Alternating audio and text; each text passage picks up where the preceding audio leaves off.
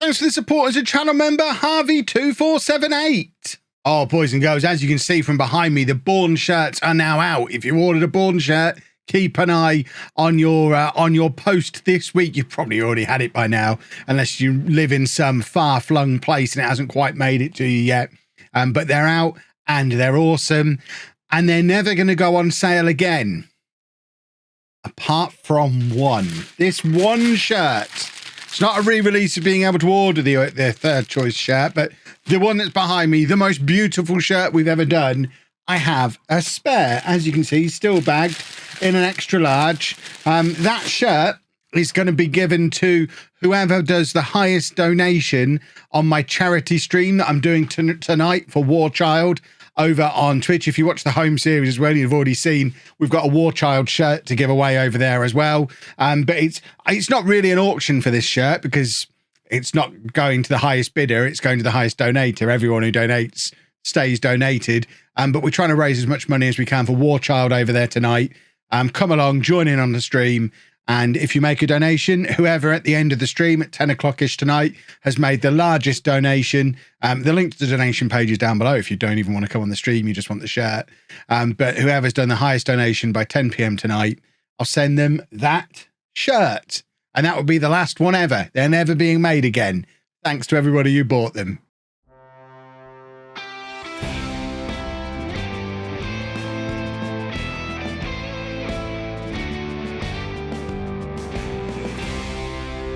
Hello and welcome to part 98 of Born in the USA. I'm Kevin. Coming up on today's episode, we have the biggest game in the history of this football club. We're at home against Premier League Atlanta United, the team that have dominated the US football scene since the start of the save. They have Karamoko Dembele in their team as well. Interesting. I mean, who else have they got? I mean, we're in 2032, so there's probably going to be some famous names in there. Not really. But that one. Fair enough then. But still, it's Atlanta United, boys and girls. Hopefully there's going to be big money in this for us. For sure, there's going to be a sellout at the new Nook. We also played Dallas in the second half of the episode. Dallas Academy back in the real world, in the league. And in the real world, in the league, we're still doing very well. As you can see, unbeaten since the last episode. This is what the league table looks like. We're still top. 1 point clear of Chicago Academy, but crucially 9 points clear of Dallas Academy, who we play today, and they're the team down in fourth place. A win against them goes a long, long way towards moving us closer and closer to automatic promotion. We're only at the halfway point of the season, but for us to go 12 points clear of them, yeah, Torch won't be quite that far behind, but it starts to build a nice little gap for the three of us as a breakaway group at the top. Hopefully we'll continue to break away, but we'll worry about that in the second half of the episode. For now, it's all about this game against Atlanta. It's the 22nd of December. It's a Wednesday night, and I think we're going to get the full 3,000 people into the new Nook. If we don't, there is something wrong. This will never be a big club if we can't sell out for a game like this one. This is like in the home save. This would be like home getting Manchester United at home or Liverpool at home in the third round of the FA Cup. This is big. So we're going with Walker in goal. Back four of Hernandez, De La Fuente, Martin and Vakalenko. Padilla and Claravenio in midfield. Aguilar and Robinson out wide. And then Takada and Wright up front. It is the strongest team we can put out there. Let's just hope we can pick up a result. Can you imagine if we do? It'd be absolute insanity. Oy, oy, oy. Look at them. Look at them. They're fancy. They're putting their actual best players out there. We haven't got a chance here. We're going to get absolutely battered. Or will we? Imagine if we don't. Imagine if we're closer to being good than we thought we were. It's raining. The new Nook is packed. Look at it. It's a beautiful sight. We've never seen this stadium full. It looks absolutely glorious. Absolutely chock full of people. I imagine there's people watching from these windows up here. Look how busy the roads are behind the ground. Car park back there, absolutely overflowing with vehicles. No queue for the burgers. Oh, we're not actually full. They've not brought many fans. We've sold out our allocation, but apparently travelling all the way up to Bourne wasn't that attractive for Atlanta, which I think that's pretty poor on their part, really. It's not like playing Manchester United or Liverpool in the FA Cup, because if we'd have played either of them, then you could be sure there'd have been some local people who turned up, and they would have at least sold out their allocation. I can't believe there's not people in and around the Massachusetts area who'd consider themselves Atlanta fans who'd want to come along and watch this game.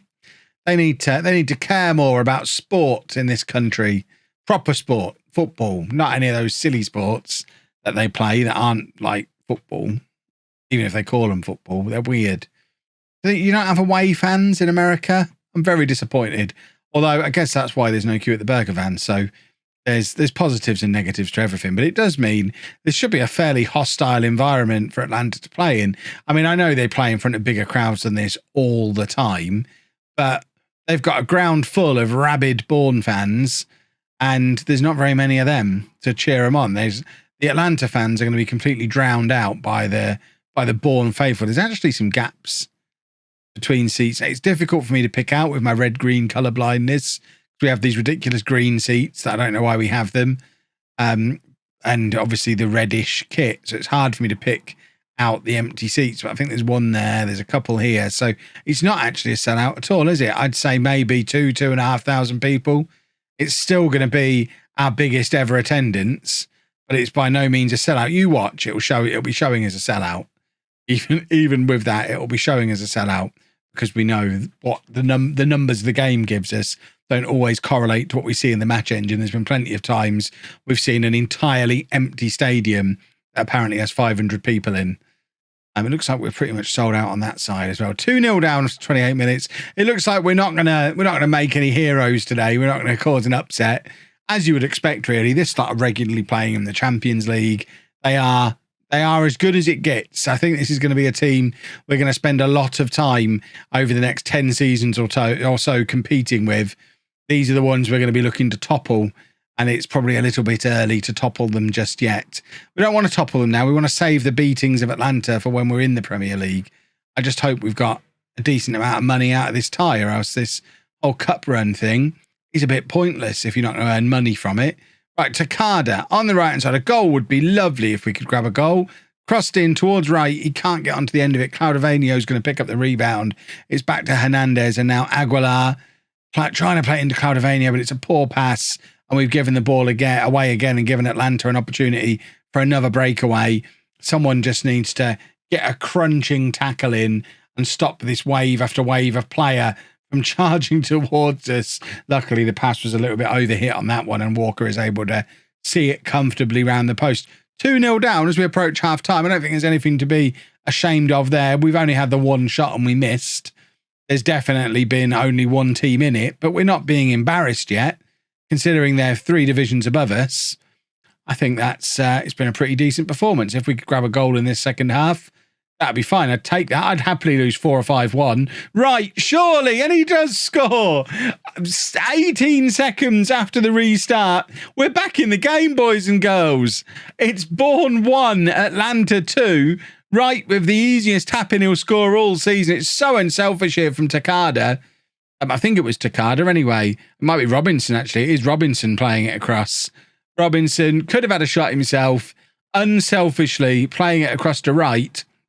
We're back in this game, although within a minute we're at the other end and they've scored again to just extend their lead and get it back to a comfortable 2 goals. They can take their feet off the gas again now.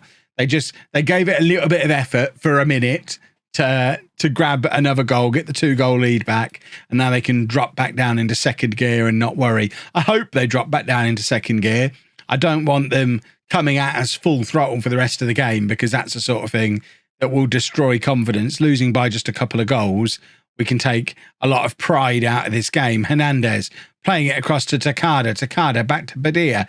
We're still trying to attack. We're just not very good. We're giving the ball away to Dembele there, but Martin, who looks like he's carrying a knock, gets it clear. Let's take Martin off. There's no reason to keep an injured player on the pitch. Captain Morgan can come on. He deserves this. It's good to see Captain Morgan getting on for a game like this against opponents like this. This is dreamland for someone like Captain Morgan. De La Fuente heads clear to Takada. Now Claudivanio and Hernandez, and we're playing quite well still. Claudivanio is really struggling in midfield, as you saw again there.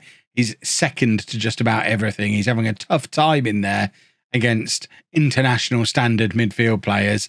And that is a ridiculous miss. There's no way they should be missing a chance like that from that kind of range, but miss it they have. And it does leave us with just a little glimmer of a crack of an opportunity to get back into the game. Not that we're even really trying to.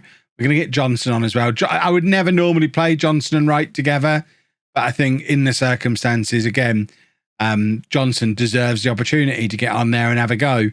Everyone else, I don't think anyone else necessarily deserves it. We're going to bring Angel on in midfield. Claudio was really struggling. So Angel can come on and play 20 minutes against Atlanta. But it would be nice to see Johnson grab a goal. I'm not even playing with a target man now. It doesn't really suit the system to play with these two really far forward like that. But I just want them both to have equal opportunity to grab a goal. I know Wright's already got one. I'd love Johnson to get one just because of everything he's done for us over the last 2 or 3 seasons. It's all just, I want the stories. I want the romance of it. But it is Atlanta who are on the attack again. They're not feeling very romantic. And I'm not exactly on board with their lack of romance in this situation. What happened to the magic of the cup? Do they not have that in America? Walker is completely left standing there as that ball just whistles past him. Still only the 2-goal advantage for Atlanta, though.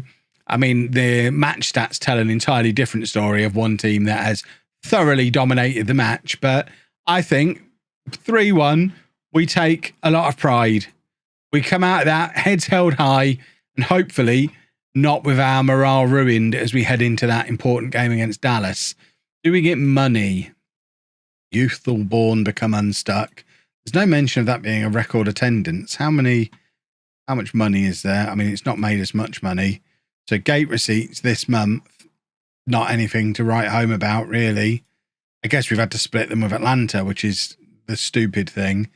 So there you go. The attendance was a 3,000 sellout with 150 away fans. So despite all those gaps we saw, that was, as I suspected, a complete sellout. The first sellout in our history, the biggest ever attendance at the New Nook. Not the biggest crowd we've played in front of this season. 13,500 turned up to watch us play LA Galaxy. But it's quite nice. We've played LA Galaxy and Atlanta this season. We're starting to mix it with the big boys. Right, just changing the fullbacks for the Dallas game. Vakulenko is suspended. Yeah, Vakulenko's suspended. So he drops out. Phillies comes back in, who actually had a little bit of a knock for the Atlanta game and couldn't have played anyway. Seba coming back in at left back for Hernandez, who drops back down to the bench. And let's go win a football match, shall we? That's what we're looking for. We want to come back off the back of that. I thought a very good performance against Atlanta. We want to go and beat Dallas. Robinson intercepts early. Welcome back to League Two, everybody. He just absolutely lumps it forward aimlessly. We know Robinson's better than that, but just got to remind everybody, yeah, we're back in League Two today. I do hope that a lot of the... Oh, that's a good save from Walker. I do hope that some of the fans that came in for the Atlanta game have decided to stick around for this game.